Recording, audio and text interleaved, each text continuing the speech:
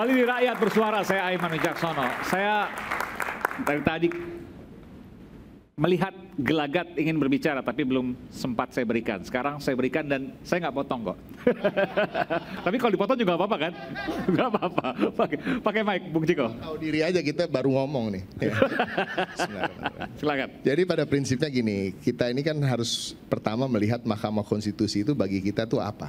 Nomor satu, itu dulu. Ya, kita nggak bisa bicara soal mengkerdilkan menurut saya ya, karena tanda kutip. Kalau kita hanya bicara Mahkamah Konstitusi hanya menguji tentang perselisihan suara gitu. Untuk apa ada hakim-hakim yang begitu hebat yang dipilih dari situ? Menurut saya itu. Yang terakhir, yang kedua tentunya Mahkamah Konstitusi ini nggak ada banding di situ. Artinya dia yang paling mendekati dari wakil Tuhan di dunia untuk terkait memutuskan suatu perkara. Dan ini sangat penting gitu. Nah, jadi pertama kita melihat tadi saya kembali lagi, how do we see this Mahkamah Konstitusi? Kalau kami melihatnya dari TPN sebagai nomor satu, the guardian of democracy. Dia penjaga demokrasi kita. Yang kedua, dia adalah penjaga konstitusi kita.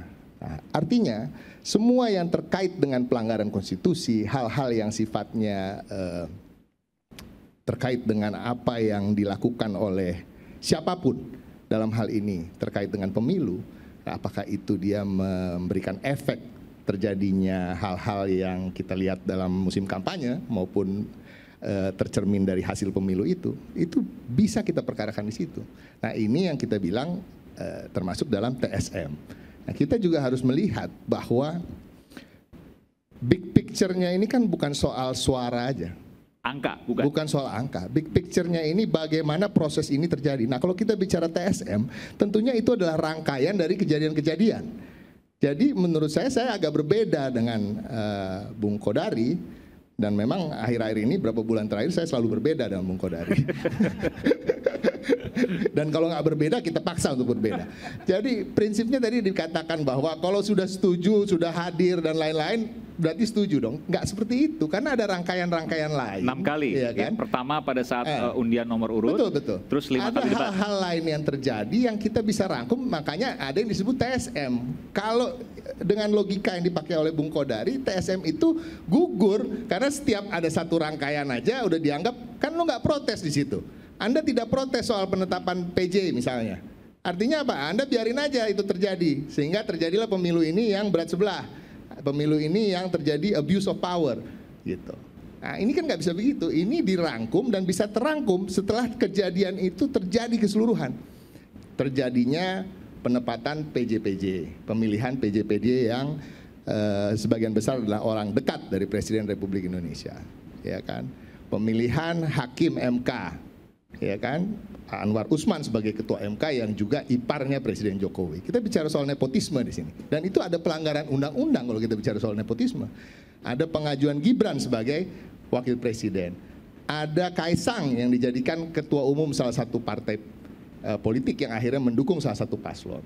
Ada juga wali kota Medan yang juga adalah anak mantu dari Presiden Jokowi. Nah, ini masuk dalam semua rangkaian sehingga ada kecenderungan untuk memenangkan salah satu paslon, tapi sudah dipersiapkan dari awal. Dan hal-hal ini yang akan kita gugat di Mahkamah Konstitusi. Masalah diterima apa enggaknya bukan di sini kita perdebatkan. Ini kan opini-opini. Saya hargai apa yang disampaikan oleh Mbak Andi juga, karena opini beliau walaupun tentunya ada latar belakang hukum, latar belakang juga sebagai penyelenggara pemilu gitu misalnya. Jadi ada pengalaman-pengalaman di situ. Tapi saya juga ingin mengutip kata-kata tadi yang terkait dengan keberanian sosok-sosok hakim MK.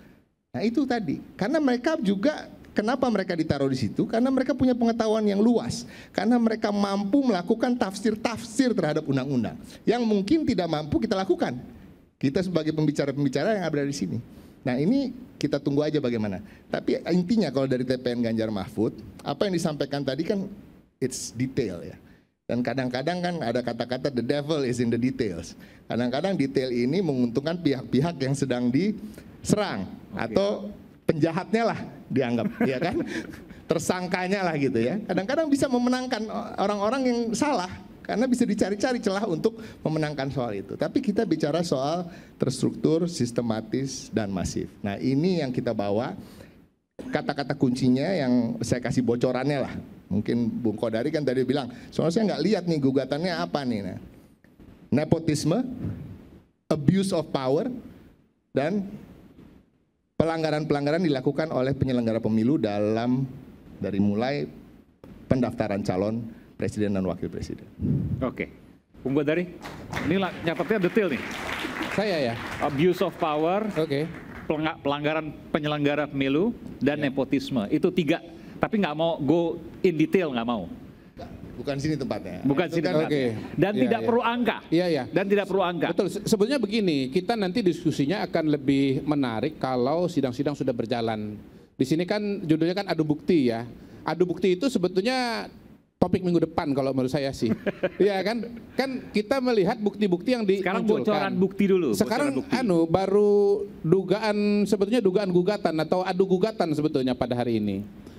Itu pertama. Yang kedua begini, saya bukan orang yang berpraktek bukan pengacara MK ya. Jadi kalau hafal betul dengan semesta persoalan di MK, saya tidak sanggup. Tapi saya pakai ingatan saja. Istilah TSM itu kan dimunculkan, seingat saya pertama kali, nanti tolong dikoreksi ya Bang Ferry ya. Itu zamannya Pak Mahfud ketika mengadili kasus sengketa pilkada di Kota Waringin Barat. Jawa Timur malah ya, Jawa Timur. Tapi yang saya ingat ini sekarang mau ceritakan Kota Waringin Barat. Karena menurut saya yang mungkin salah satu kasus yang dianggap paling menggambarkan situasi TSM itu adalah Kota Waringin Barat. Nah waktu itu kemenangan Sugianto Sabran sebagai calon bupati Kota Waringin Barat itu dibatalkan karena ada praktek ya pelanggaran yang dianggap TSM. Nah pelanggaran dalam pilkada yang saya ingat dan dianggap sebagai sesuatu yang bersifat langsung dan diterima oleh hakim konstitusi. Ini menarik pernyataan Bu Andi nih bahwa ada variasi antar hakim konstitusi dalam cara pandangnya. Itu karena ada dua peristiwa penting. Pertama adanya serangan fajar atau money politics. Yang kedua adanya intimidasi atau tekanan yang bersifat meluas dan menyeluruh.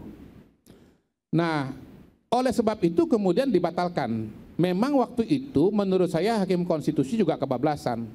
Karena apa? Karena membatalkan kemenangan Sugianto dan langsung menetapkan yang lawan satunya lagi sebagai pemenang. Ya, harusnya kan ada pemilihan ulang ya kalau memang dibatalkan kemenangannya. Dan itu menimbulkan krisis politik yang sangat berkepanjangan. Mungkin bupati yang ditetapkan sebagai pemenang itu baru bisa dilantik kalau tidak salah 3 tahun atau 4 tahun kemudian. Ini di eranya Pak SBY. Karena situasi politik yang sangat rumit. Artinya keputusan itu tidak bisa segera dieksekusi. Jadi kalau hemat saya ya Pilpres ini pun juga saya nyambung aja dengan Bang Zuhad. Kalaupun mau diberlakukan adanya pelanggaran-pelanggaran yang bisa menyebabkan perubahan angka-angka atau hitungan-hitungan, maka dia harus berupa pelanggaran yang bersifat langsung.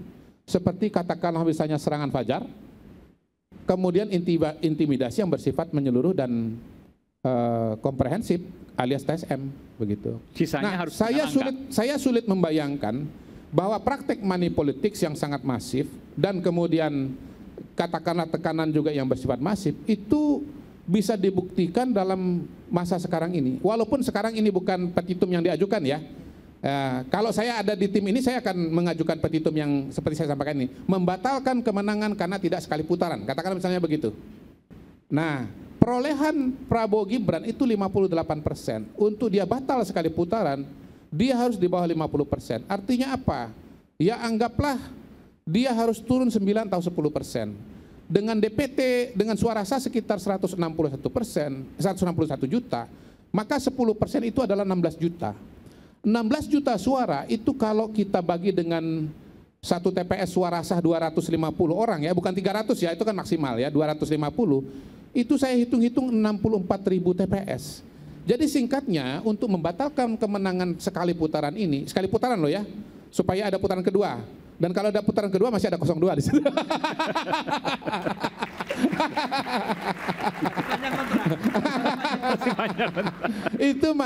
Itu harus membuktikan seperti kejadian di Kota Waringin Barat itu pada 64.000 TPS. Kalau putaran kedua masih ada 02. Tadi sebutin karena nggak pakai mic, saya sebutin. Masih panjang kontrak buat Bang Kodari, benar nggak tuh? Jadi itu harus diperpanjang. Nah, kalaupun misalnya ada pemilu berikutnya, ini saya mau tambahin lagi nih. Pemilu berikut, kan kita juga nggak tahu nih ya. Refli Harun bilang ini nanti kita mintakan pencoblosan ulang.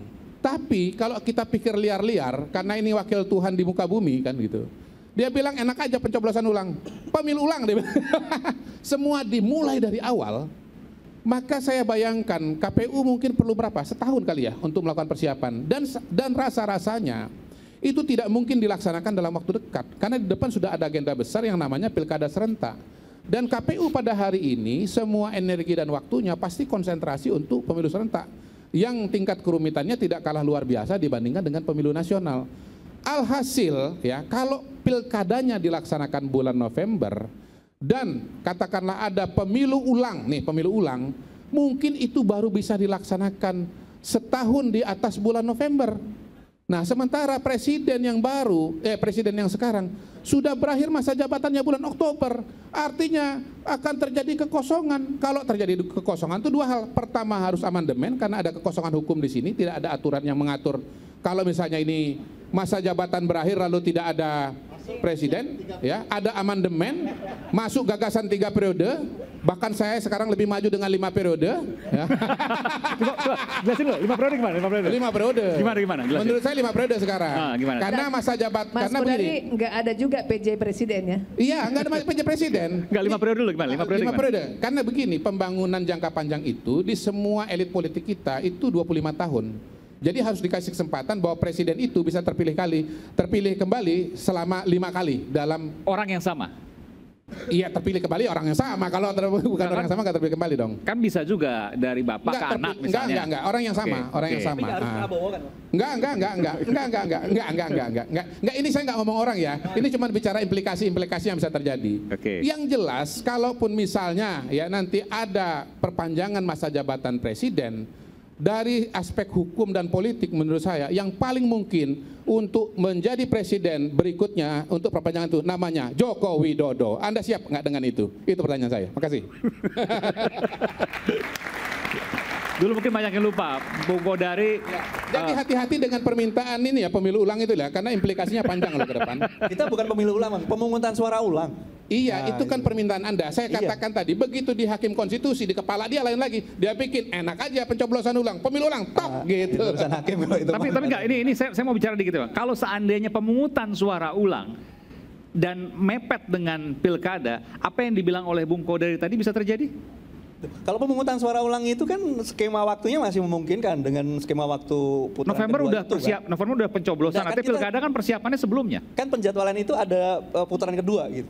Nah, itu yang bisa digunakan untuk pemungutan suara ulang. Juni. Iya, relevan dan masuk akal gitu. Jadi nggak jauh-jauh Bung Jadi Kodari. kita nggak meminta 01 menang loh, Bang, dalam tuntutan dalam permohonan ini petitumnya. Kita meminta pemungutan suara ulang, bukan pemilu Seperti ulang. halnya putaran kedua. Ya mirip begitu. Kalau pemilu ulang nanti ada kampanye lagi, nanti ada panjang. Iya, Masuk akal. saya ini nggak bisa, menurut gini yang saya mau sampaikan adalah kita tidak bisa memastikan keputusan Hakim Konstitusi itu akan seperti apa. Itu kan harapan dan permintaan dari Mas Zuhad kan, diharapkan coblosannya kalau ada coblosan ulang itu bulan Juni. Tetapi kan di Hakim Konstitusi bisa aja pikiran yang berbeda gitu, sehingga kemudian misalnya ini nggak cukup coblosan ulang tapi pemilu ulang dan kemungkinan lainnya gitu. Walaupun saya yakin kemungkinan pencoblosan ulang pada bulan Juni itu rasanya tidak mungkin dan lebih tidak mungkin lagi tanpa ada 02 di situ. Kalau tetap ada, insya Allah 02 menang lagi, bahkan angkanya lebih tinggi, insya Allah. Kontrak makin panjang gitu. Sekarang saya langsung ke ahlinya aja deh. Ini kita bicara bukan andai-andai, tapi kemudian saya terpicu oleh apa yang disampaikan oleh Bung Kodari. Mungkinkah itu bisa terjadi? Jadi kalau seandainya ada pemungutan suara ulang, iya bisa di Juni, tapi bisa juga melewati November selepas pilkada. Bung Ferry. Itu kan upaya Bang Kodari memberikan rasa pertakut ke Bang Ciko Hakim. Ya. Jadi kalau Jokowi lagi, nggak usah lah kita maju gitu ya. Saya merasa semua sudah ada limit waktu masing-masing. Jadi kalau di Mahkamah Konstitusi saya yakin juga mereka mempertimbangkan itu. Jadi tidak perlu khawatir Bang Kodari pasti dihitung itu semua sama MK. karena kan ada batas waktu konstitusional yang ditimbang. Tanggal 20 Oktober jam 10 kita harus punya presiden baru. Dan Jam itu 10 malam itu? 10 pagi. Oh 10 pagi? Iya. Jadi 20 Oktober 10 Iya, pagi harus 10 punya pagi. presiden Di baru? periode kedua Presiden Iya. Bang Ciko, Pak Jokowi itu melanggar waktu konstitusional. Karena mungkin mendengarkan nasihat Bang Kodari. Dilantiknya jam 2. Jadi ada 4 jam kosong itu melanggar tradisi berkonstitusi kita. Jadi karena sudah ada tenggat waktu, tidak akan mungkin itu akan melanggar waktu-waktu konstitusional yang ada. Proses penghitungan di Mahkamah Konstitusi juga ditimbang, waktu 3 hari, 14 hari kerja dalam bersidang juga ditimbang. Jangan khawatir soal itu, ini akan berproses. Dan tugas konstitusional Mahkamah Konstitusi adalah mengubah hasil. Pasal 24C menyebutkan bahwa kewenangan mereka menyidangkan perselisihan hasil pemilu, artinya itu mengubah hasil. Jadi salah tugas Mahkamah Konstitusi adalah Mengubah hasil. Kalau tidak perlu mahkamah, tidak perlu sidang. Kalau ujung-ujungnya hanya sekedar menetapkan apa yang ditetapkan oleh KPU. Ya tugas mereka ya mengubah hasil. Permasalahannya disebutkan oleh Bung Kodari, angkanya terlalu jauh, jadi mengubah hasil bagaimana? Ya, kalau ada soal. seandainya 10% 16 juta, nanti 64.000 TPS. Itu perhitungan saya itu, Bang Kodari tidak menyampaikan siapa yang menyampaikan soal 10% dan penghitungannya. Enggak, itu independen saya. Saya enggak silakan cari. Saya cuma nonton Abang tuh cuma Dirty Vote aja. Silakan cari di berbagai podcast saya menjelaskan. Selisih angka yang dibutuhkan 9-10%, dibutuhkan data 16 hingga 18 juta, lebih presisi lagi dibutuhkan di masing-masing TPS 54.000 itu 30 kecurangan masing-masing. Nah, kalau begitu, kalau tidak sama dengan saya berarti ya pikiran kita sama. Gitu ya. Nah, penjelasan itu sebenarnya bukan kita khawatirkan persaingan di MK antar pihak ini akan mengarah kepada hal yang tidak diperlukan, yaitu bicara soal angka-angka. Bagi saya, angka-angka itu bukan pekerjaan Mahkamah Konstitusi, itu pekerjaan penyelenggara pemilu, gitu ya. Mahkamah semestinya, dan ini coba perhatikan, perbedaan apa yang ditentukan di konstitusi pasal 24C itu, dan kemudian pasal 22E ayat 1, bahwa MK itu melakukan punya kewenangan menyelesaikan perselisihan hasil pemilu, salah satu yang harus ditegakkan sebagai penjaga konstitusi adalah ketentuan pasal 22E ayat 1, yaitu penegakan azas pemilu. Langsung, umum, bebas, rahasia, jujur, dan adil 5 tahun sekali. Itu azas pemilu. Kalau langsung, umum, bebas, rahasianya sudah berjalan, bagaimana dengan jujur dan adil? Apakah jujur dan adil harus dibuktikan dengan angka-angka? Bagaimana mungkin mengukur jujur dan adil dengan angka-angka? MK tugasnya menjaga azas ini dan memastikan hasil yang muncul adalah karena proses yang jujur dan adil. Saya ambil contoh di PMK nomor 4 tahun 2023. Eksplisit diatur MK bahwa apa angka termohon, apa angka yang diinginkan oleh pemohon. Ya. Sekarang begitu angka itu dicantumkan, contohnya ya, ini satu-satunya juga peradilan buat aturan spesifik begini, pengadilan-pengadilan lain tidak.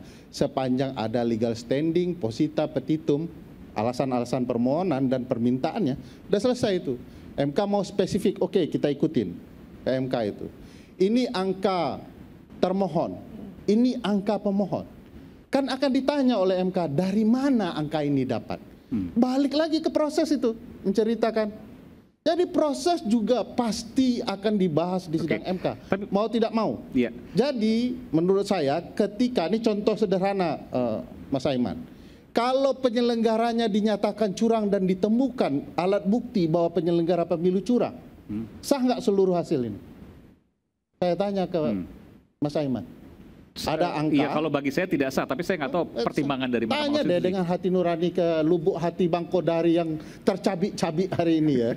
Tapi bukan- Apakah kalau penyelenggaranya Iya. curang, Enggak, saya hasilnya enggak tercabik-cabik, saya berbahagia. Wah, bahagia. Alhamdulillah. Karena Alhamdulillah. Indonesia Vietnam atau apa?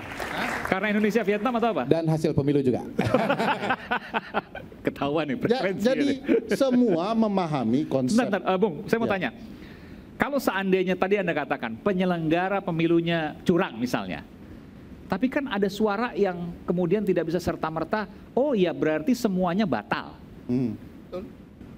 Ya kan ini logika sederhana. Ya. Oke, bahwa itu bermasalah angkanya, tapi tidak bisa juga kemudian semuanya batal. Dan di mana harus dilakukan pemungutan ulang di seluruhnya. Misalnya, kalau kita bicara KPU RI, artinya harus seluruh Indonesia lakukan pemungutan ulang, begitu? Mahkamah Konstitusi pernah membatalkan proses dan mengulang. Contoh Jawa Timur itu 2 kali, ngulangnya 2 kali. Di pilkada. Di PK, iya. Oke. Iya. Tidak semua. Tetapi ada juga Pakai kan bahkan jangankan Tidak semua Jawa Timur. Iya. Tidak semua, maksudnya tidak semua Betul, kabupaten Tidak kota. seluruh provinsi, Betul. hanya titik-titik tertentu Oke, saja. baik. Jadi yang dibuktikan kecurangan di masing-masing TPS. Kalau terbukti TPS itu yang diulang. Oke. Pertanyaan saya, kalau penyelenggaranya curang, siapa yang bilang, sebutkan pasalnya, tidak boleh diulang seluruhnya? Siapa yang mengatakan, di undang-undang mana yang mengatakan bahwa mahkamah tidak boleh membahas prosedur TSM? Yang ada di Bang Ferry bisa undang-undang. kasih contoh nggak di mana penyelenggaranya dianggap curang, lalu kemudian akibat itu maka MK memerintahkan pencoblosan ulang total? Ya, ini saya Ada mau nggak? contohkan. Ini Nggak di sabar. pilkada presiden sebelumnya ada nggak? Sabar, ini mau contohkan. Kita bicara pilpres. Tertib Bung Kodari tidak boleh saling memotong, kan begitu tadi patsunnya. Ini bukan motong, ini nanya. Tolong dibedakan motong dengan nanya. Kalau Nah. motong tuh berpendapat, ini nanya. Saya merasa Ada dipotong cara tadi. motong itu dengan bertanya, ada cara motong itu dengan memberi opini yang lain. Tapi dua-duanya itu memotong orang yang sedang berbicara. Tapi berbeda dengan Bang Kodari, saya tidak tersinggung. Silahkan dipotong. Jadi, tidak ada satupun bunyi ketentuan mengatakan itu dilarang. Ya. Bahkan kalau mau lihat ketentuan undang-undang, kalau terjadi sesuatu, salah satunya bencana ya, ada permasalahan, ada 2 mekanisme. Pemilu lanjutan, pemilu susulan. Kapan dia susulan? Kalau dia terpotong di tengah.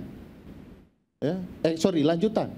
Kalau susulan, kalau dia terpotong di titik tertentu. Bagaimana kalau di titik awal? Jadi mulai di tahapan pertama. Nah sekarang kalau kemudian kita lihat konteks ini yang didalilkan 0103, saya sudah baca tetapi belum detail ya. Asumsi, Kok bisa dapat? ya tersebar di Hah? WA. Oh berarti dan Bang Kodari di-upload di- kudet dong, kurang update nih. Jangan selalu menyerang Bang Kodari. Gini. Anggap saja. Bentar, saya jelaskan ya. Ini Anggap dapat saja. loh. Itu beredar di kalangan WA 01 dan 03. Enggak Bang, Enggak, sudah ada. resmi yang diregister. Baru Iya, per hari kapan? ini, per hari ini. Oh iya. Per hari ini. Jadi Bang Kodari memang telat update sehari lah. Ya. Saya mau menjelaskan begini, bahwa ketentuan itu tidak melarang sama sekali. Ya. Bahkan untuk bicara TSM juga tidak dilarang. Tetapi memang saya mendorong pihak-pihak lebih fokus kepada proses penyelenggaraan azas pemilu dan prinsip penyelenggaraan pemilu. Kenapa pendekatannya begitu? Nanti akan bicara sampai ngulang itu. Satu misalnya bicara soal mandiri penyelenggara, itu prinsip. Prinsip artinya tidak boleh tidak dilakukan. Kenapa mandiri bermasalah? Karena ketahuan nih penyelenggara pemilu adik-adiknya Bu Andi ini, ya, yang saat ini melanggar prinsip paling esensial soal kemandirian. Di kasus verifikasi faktual, mereka mengomandoi melakukan kecurangan di seluruh Indonesia. Ya, mereka komandoi. Maksudnya gimana? Dikomandoi, diperintahkan KPU daerah untuk melakukan kecurangan dan melolong partai-partai tertentu. Oke, ini yang di DPR yang kemudian ditutup waktu itu. Iya, ini panjang ceritanya. Pertanyaan besar saya, bagaimana kalau kecurangan itu dilanjutkan hingga hari H? Kan ini harus dibuktikan nih, mandiri bermasalah. Prinsip profesional juga bermasalah, si rekap hitung manual berjenjang sampai bahkan membacakan hasil pengumuman pun bermasalah. Gitu ya. Jadi profesionalitasnya bermasalah. Efektif juga bermasalah. Ya. Jujur dan adil juga bermasalah. Penentuan berkepastian hukum juga bermasalah. Kenapa berkepastian hukum bermasalah? Ini ada putusan MK, KPU berjanji. Janjinya begini, kalau nanti diputuskan MK soal batas usia keluar, kami akan langsung ubah ke PKPU. Faktanya, diterima dulu daftarnya, baru PKPU-nya dibuat. Khusus, wal khususon, hanya untuk anak presiden, peraturan diberlakukan surut. Jadi kecurangannya itu sangat merata di ruang prinsip. Sebentar, kalau seandainya tadi disebutkan, terima pendaftarnya dulu baru buat PKPU, itu secara undang-undang tata negara salah? Ya, melanggar administrasi negara. Melanggar administrasi. Apa konsekuensi melanggar administrasi negara? Bahwa sesuatu harus dinyatakan batal demi hukum. Apa itu batal demi hukum? Sebuah peristiwa itu dinyatakan tidak pernah ada. Jadi pendaftaran Gibran itu dinyatakan tidak pernah ada.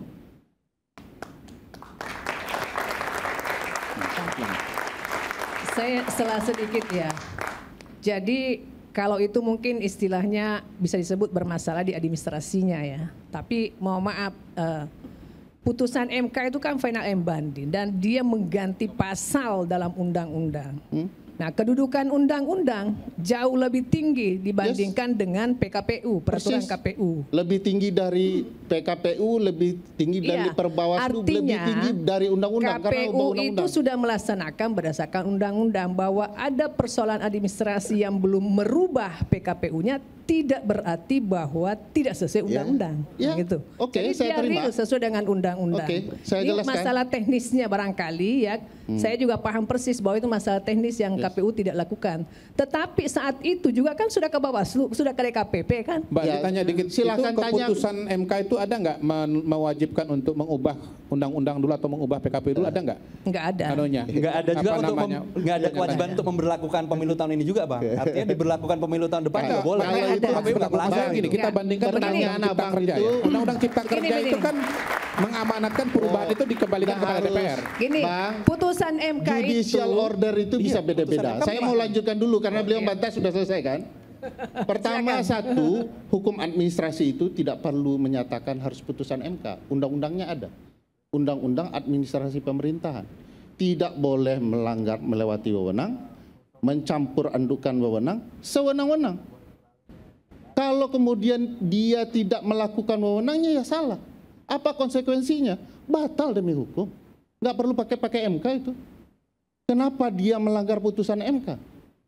Kenapa dia tidak jalankan prosedurnya? Dan putusan MK menurut saya, karena sifat ini, karena kalau menyatakan MK di poin ini, teman-teman selalu bicara final and binding. Tapi harus diingat bahwa MK dengan final and bindingnya bisa mengabaikan tuh PKPU, undang-undang, soal TSM, MK bisa berdiri atas putusannya sendiri. Nah itu juga harus dibicarakan bahwa di publik MK bisa mengoreksi proses penyelenggaraan pemilu hingga hasil bahwa yang diselamatkan MK adalah praktik penyelenggaraan pemilu agar betul-betul konstitusional. Kecuali kita ingin mengabaikan sudahlah yang lewat-lewat, biarkan kecurangan ini, terima hasilnya. Kalau begitu pertanyaan besarnya ngapain kita berpemilu? Kalau kemudian segala sesuatu yang melanggar hak-hak konstitusional kita diabaikan begitu saja. Tapi kok jangan khawatir Bang Ciko, Zuhad Aji, tanda-tanda kekhawatiran dari kubu Bang Kodari kelihatan kok. Dulu katakan buktikanlah ini tidak salah, ini harusnya di Bawaslu. Tetapi lawyer-lawyernya, lawyer top semua dikirim. Tanda-tanda permohonan 0103 ini memang berbahaya juga. Gitu. Oke, seberapa bahayanya kita akan kembali saat lagi di Rakyat Bersuara.